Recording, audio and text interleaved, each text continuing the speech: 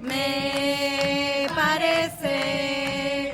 Tomar la Posta, un canal de mensajería informativa de Jóvenes por la Memoria. Parece que la resistencia crece.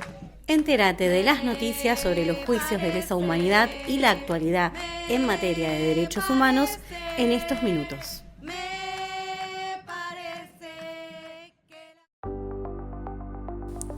Hola a toda la oyentada, hoy en Tomar la Posta queremos compartirles un reporte sobre los juicios por delitos de lesa humanidad que continúan en el país y otras noticias sobre derechos humanos. Antes de comenzar con el informativo, queremos compartir los memoriales de la semana. Por un lado, celebrar el Huiñahuichipantu junto al pueblo mapuche y recordar que no se celebra un cambio de calendario, sino el renacer de la naturaleza y el inicio de un nuevo ciclo. Junio nos arde rojo aquí en la espalda, y es que cada 26 recordamos y multiplicamos la lucha de Maximiliano Costecchi y Darío Santillán. Por otro lado, un 23 de junio de 1987, una sentencia de la Corte Suprema de Justicia consideró que la ley de obediencia debida era constitucional. En consecuencia, unos 150 oficiales fueron sobreseídos, entre ellos Alfredo Astiz y el tigre José Acosta. Años más tarde, un 29 de junio de 2001, condenaron a Ceferino Lande y Mercedes Moreira por apropiación y cambio de identidad a la hija de José Pepe Poblete y Gertrudis Trudy Hasik. Por esta causa es que más de 10 años después se declaró la inconstitucionalidad de obediencia debida y punto final.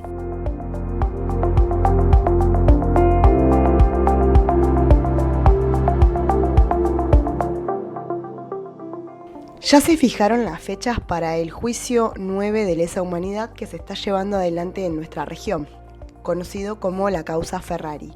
Durante la primera semana de julio comenzarán los alegatos. Desde el 4 al 11 de agosto se conocerán los alegatos de la defensa y el 25 de agosto conoceremos las palabras finales y la lectura del veredicto. Las audiencias se desarrollan en el Salón de AMUC, en donde funciona el Tribunal Oral Federal, que está ubicado en la calle Avenida Argentina 1637 de la ciudad de Neuquén Capital. Te invitamos a participar de este juicio histórico solo llevando tu DNI. Y si sos parte de una escuela y querés ir, tenés que enviar un mail a tofneuquen@pjn.gov.ar.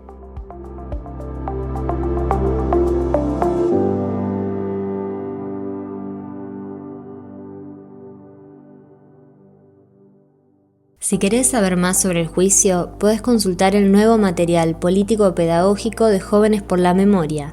Se trata de un documento digital que recupera cada una de las historias de las 16 víctimas del nuevo juicio. Es un material descargable, fácil de compartir. Si querés tenerlo o difundirlo, mandanos un email a tomarlaposta@gmail.com.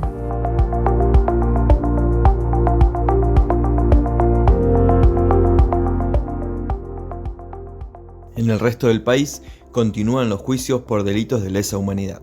Comienzan nuevos juicios y se esperan veredictos de otros.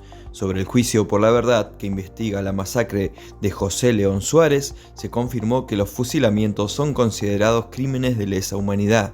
Así lo determinó la jueza federal de San Martín, Alicia Bence, en el veredicto, que se dio a conocer este lunes 22 de junio tras haber finalizado las 3 audiencias testimoniales. Este juicio recuperó los hechos narrados en Operación Masacre, escrito por Rodolfo Walsh, y la sentencia se trata de un resarcimiento histórico para las familias de las víctimas. Entre las medidas de reparación dispuestas por la jueza figuran la incorporación del suceso en las currículas educativas nacionales y provinciales, la creación de un sitio de memoria donde estaba el basural, en el cual ocurrió el fusilamiento, y la instalación de placas conmemorativas en los lugares vinculados a los hechos. Escuchamos a la jueza Alicia Bence durante la lectura del veredicto. Declarar que existió responsabilidad del Estado Nacional argentino en el proceso de planificación, ejecución y encubrimiento en la comisión de esos hechos, a los cuales califico legalmente como allanamiento ilegal de domicilio, que concurre realmente con el de privación ilegal de la libertad agravada por ser cometida con violencia y amenaza y por ser llevadas a cabo por funcionarios públicos en abuso de sus funciones y sin las formalidades prescritas por ley, reiterado en 12 oportunidades que concurren realmente entre sí, que a su vez concurre realmente con el de homicidio agravado por haberse cometido con alevosía, consumado en 5 oportunidades y tentado en otros 7, los que concurren realmente entre sí. Artículo 55, 142 inciso 1, 143 inciso 1, 151 y 80 inciso 2 del Código Penal, conforme ley 11.179 del año 1921. 3. Declarar que Pedro Eugenio Aramburu, Isaac Francisco Rojas, Juan Constantino Cuaranta, Desiderio Fernández Suárez, Rodolfo Rodríguez Moreno y el personal a su cargo resultan penalmente responsables de los hechos que di aquí por probados en el punto 1 y calificados en el punto 2, y establecer que la pena que les hubiera correspondido es la prisión perpetua.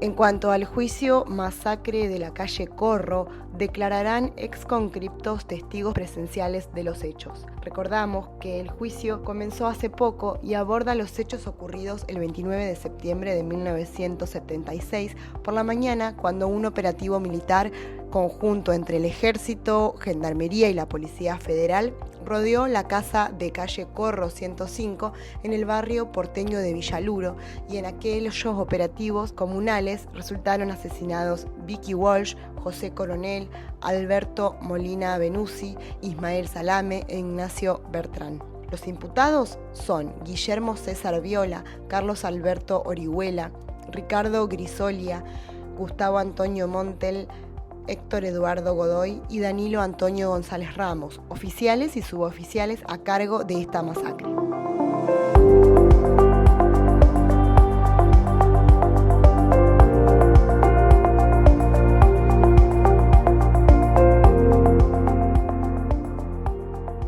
En el juicio Comisaría Quinta de La Plata, la Fiscalía, a través de Ana Oberlin, pidió que se condene con perspectiva de género, es decir, remarcar en el fallo la violencia de género, que se tenga en cuenta la violencia contra las mujeres, niños y niñas como tales, y remarcó la violencia obstétrica en los partos de los centros clandestinos de detención, tortura y exterminio. Te invitamos a escuchar a Ana Oberlin, fiscal auxiliar que realizó la petición. Creemos que resulta obviamente indispensable visibilizar, como intentamos hacer a lo largo de este alegato, las violencias diferenciales de las que fuimos hablando, especialmente ejercidas contra mujeres, niñas, niños y adolescentes.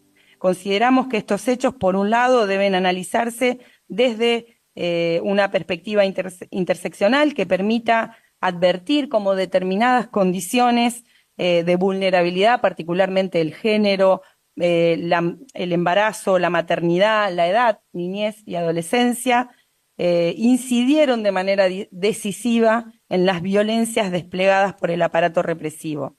La relevancia de esta mirada ha sido reconocida en numerosas oportunidades por la jurisprudencia nacional e internacional y constituye desde nuestro punto de vista una herramienta indispensable para comprender integralmente el alcance de los hechos que estamos analizando. En primer término, entendemos que la perspectiva de género resulta indispensable. Una parte de los crímenes fueron dirigidos contra mujeres y niñas, a quienes se violentó en tanto tales, como vimos. Desde esta perspectiva deben comprenderse las violencias por medios sexuales que analizamos, las violaciones, los abusos sexuales, la desnudez forzada, también las amenazas, las formas diferenciadas de tortura y otras prácticas específicas que fuimos describiendo a lo largo de cada caso. Pero particularmente vamos a resaltar y a pedir, porque dentro del universo de violencias de las que hablamos, Reconocemos especialmente lo ocurrido en relación a Mirta Manchiola, a Diana Gulicki, a Silvia Muñoz Barreiro, a Elsa Cicero, a Silvia González, a María Adela Garín, a Adriana Calvo, a Blanca Barragán, a Inés Ortega y a Elena de la Cuadra como manifestaciones particularmente crueles y específicas de la violencia de género. Todas ellas fueron sometidas a condiciones de cautiverio, a terribles, a cruentas condiciones de cautiverio, mientras transitaban embarazos muy avanzados en algunos casos, embarazos en general. Otras estaban próximas a parir, otras tuvieron su parto en las condiciones de las que hablamos, o tuvieron también el tiempo posterior a sus partos en esas condiciones particularmente crueles. Entonces, creemos que se trata de una modalidad específica de violencia que está basada en el género y que hoy, con términos más actuales, también vamos a hacer una referencia a esto con posterioridad, conocemos como violencia obstétrica.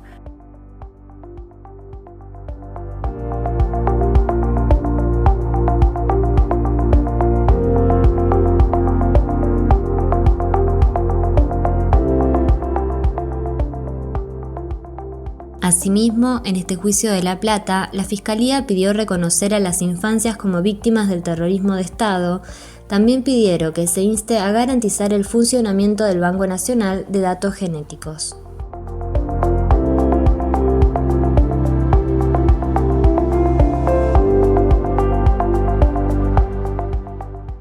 En el comienzo del juicio por la apropiación de Marcos Ramos, el nieto 128 restituido por la lucha de abuelas de Plaza de Mayo, declaró su hermano Ismael Suleiman. Contó lo que vivió desde la desaparición de su madre y cuando fue secuestrado por las fuerzas represivas en 1976, junto a su hermano Marcos Ramos, quien recuperó su verdadera identidad recién en el año 2018. Siempre lo buscaba en cada esquina. Cada chico que veía creía que era él y eso me estaba atormentando. Entonces, por eso es que realicé la denuncia correspondiente ante el fiscal, dijo Ismael, y sostuvo que en el reencuentro fue muy duro el momento después de tantos años. En este debate, el único imputado es Carlos Vega, un ex oficial del destacamento de inteligencia 142 del Ejército, quien está acusado como partícipe necesario de la apropiación de Marcos y la sustracción de Ismael. Como jefe del grupo de actividades especiales de inteligencia y contrainteligencia, Vega hizo ingresar como personal civil de inteligencia a Sánchez, uno de los apropiadores de Marcos. Vega es quien dio el aval ideológico y moral para el ingreso de Sánchez como personal civil al destacamento 142 en el mes de noviembre de 1976, lo que acreditaría un vínculo personal y previo entre Sánchez y Vega, sostuvo el juez a partir de la acusación fiscal.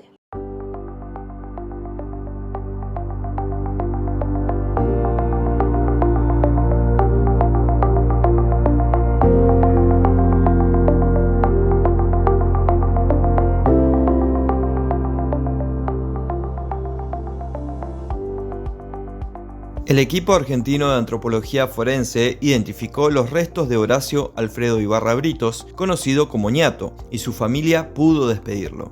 La información fue difundida por el medio El Resaltador, donde también informaron que el proceso de identificación fue posible tras la recuperación por parte del equipo argentino de antropología forense de cuerpos inhumados sin identidad en el cementerio municipal de Escobar. La restitución se realizó en Quequén, donde sus hermanos recibieron los restos y llevaron adelante una ceremonia de despedida. Luego, una caravana acompañó su traslado hasta el cementerio municipal, donde fue inhumado junto a sus padres y 2 de sus hermanos. Escuchamos las palabras de uno de los hermanos de Ñato Ibarra Britos y a continuación a los integrantes del equipo argentino de antropología forense que llevaron adelante la identificación. Se fue en el 75, no supimos más nada de él. Siempre que tuvimos oportunidad lo buscamos y bueno, se dio que el año pasado me llaman justo a mí. En principio decimos, ustedes pertenecen al equipo argentino de antropología forense, que es una organización no gubernamental creada en 1984 para identificar personas desaparecidas. recién lo llamaron nosotros, después de 13 años que lo encontraron, ahí recién nos avisaron que era compatible con nosotros 100%. Fue recuperado el cuerpo sin identificar todavía hace 13 años. Como yo le decía a las familiares, gracias a que ellos nos dieron una muestra de sangre, y aprovecho esta oportunidad para reiterar la importancia de que las personas que tengan un familiar desaparecido se puedan acercar y dar una muestra de sangre. A partir de la muestra que dio la familia Ibarra Brito, se pudo identificar a ese nene como Horacio Ibarra Brito. Nosotros a la vez contentos porque ya sabemos que va a descansar acá con su madre. Hay una causa de muerte que el médico que firma el acta de defunción menciona, destrucción de masa encefálica, y aparte las lesiones que en el esqueleto se advierten de tiros en la cabeza. Afortunadamente ahora tenemos un laboratorio de genética forense acá en Córdoba, que es de los laboratorios de punta en el mundo para recuperar ADN de restos óseos. Evidentemente, si 2 personas son asesinadas, fusiladas en diciembre del 75, no puedo saber quién fue, porque evidentemente era el aparato que ya estaba funcionando. En un momento se abre el archivo de la Dirección de Inteligencia de la Policía de la Provincia de Buenos Aires y hay un legajo que comenta que aparecen 2 personas fallecidas en estas circunstancias. A partir de la aparición de estas personas se hace una causa, ¿no? Con la intervención de un juez. Nosotros no pudimos acceder a esa causa porque la constancia que tenemos es que esa causa se destruyó. No por nada en particular, sino por el mero paso del tiempo, ¿sí? Como yo le explicaba a la familia, también se hizo una comparación dactiloscópica, porque en el momento que ocurrió el hecho sacaron huellas digitales, pero no se identificaron. Ahora, sabiendo por ADN que era Ibarra Brito, se comparó con la huella digital del DNI. Lo que te pasa es que cada vez, sea por las circunstancias familiares, sea por el tiempo que pasó, por la historia particular de una persona, de eso se trata de identificar. Recoger la historia de una persona. Bueno, esta familia estuvo 50 años esperando.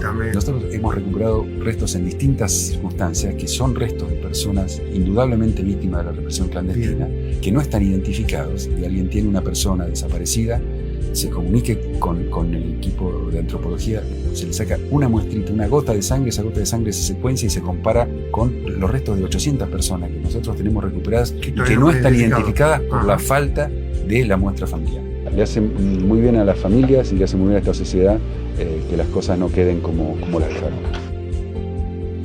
Tanto la restitución de Niato como la de todas las personas aparecidas en Loma del Torito de la Perla son el resultado de un trabajo conjunto del equipo argentino de antropología forense con las muestras de familiares de desaparecidos. Sin embargo, aún faltan muestras y por eso es que LEAF lanzó una reciente campaña en La Rioja. En Campo San Marcos tenemos 2 personas que siguen sin ser identificadas por falta de muestras. En los laboratorios hay 450 cuerpos en la misma situación, dijo Juan Nobile del equipo argentino de antropología forense para el periódico Pausa. Si tenés algún familiar desaparecido, podés comunicarte al 11 23 48 52 29 o al email iniciativa@eaf.org.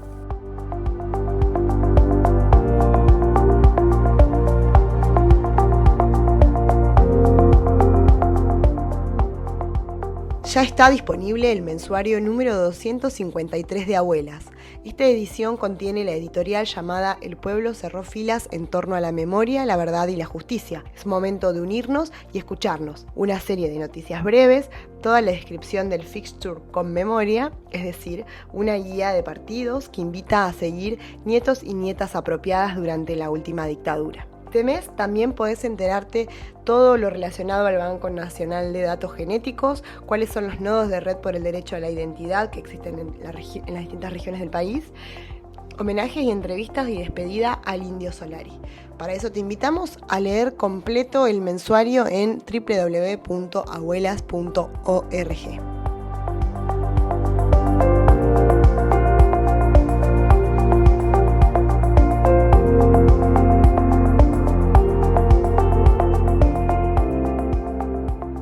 Uruguay amplió su compromiso con la búsqueda de detenidos desaparecidos durante la dictadura. Lo asentó mediante la firma de un convenio destinado a colaborar en el diseño y la implementación de políticas de tratamiento documental sobre violaciones a los derechos humanos ocurridas entre 1968 y 1985. El convenio involucra al Ministerio de Educación y Cultura y a través del Archivo General de la Nación, la Universidad de la República y la Institución de Derechos Humanos y Defensoría del Pueblo. La directora del Archivo General de la Nación, Alejandra Villar, informó que el Archivo General de la Nación de Uruguay trabaja desde el año 2008 en una sección que contiene documentos que registran violaciones a los derechos humanos. Este convenio es un paso sustantivo para unir fortalezas y sinergias con organismos que compartimos algunos de los cometidos. Destacó y enfatizó sobre los aportes de la Universidad de la República y su trabajo con el repositorio Luisa Cuesta.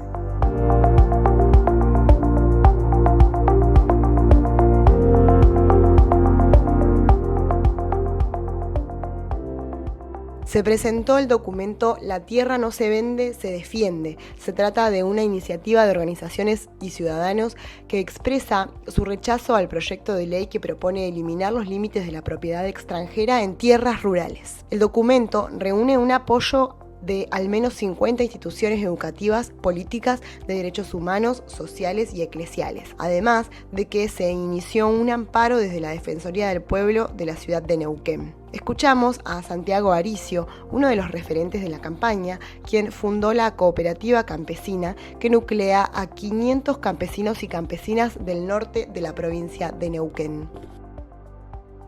Me parece que hay una discusión que supera que acá hay vidas. Acá hay compañeros, compañeras que viven del campo, de la tierra y de la producción, y hay un proceso de desarraigo que se viene dando, un genocidio a cuentagota, que le decimos nosotros, donde de a poco cada compañero, cada familia va desapareciendo, se va yendo del territorio, y esa concentración de la tierra, que termina en pocas manos, que se dio anterior a la ley de tierras, digamos, que fue una defensa que pudimos hacer como Estado para defender ese bien común, sí que fue contra esta extranjerización que había. No fue una reforma agraria. No lo fue. Creo que lo que está acá justamente en juego es la vida de esos compañeros, donde está en juego la provincia que queremos y el país que queremos. ¿Sí? Ante una provincia que se fragmenta, que cada vez se excluye más, creo que le tenemos que poner justamente el eje en una provincia productiva, en una provincia que incluya, una provincia que defienda el arraigo y la vida de todos nosotros y de cada una de las familias de nuestro pueblo.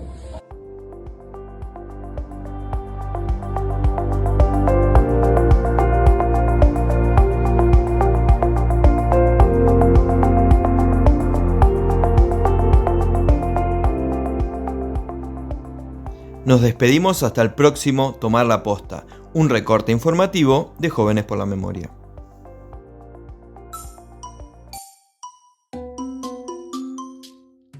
Esto fue Tomar la Posta, un canal de mensajería informativa de Jóvenes por la Memoria.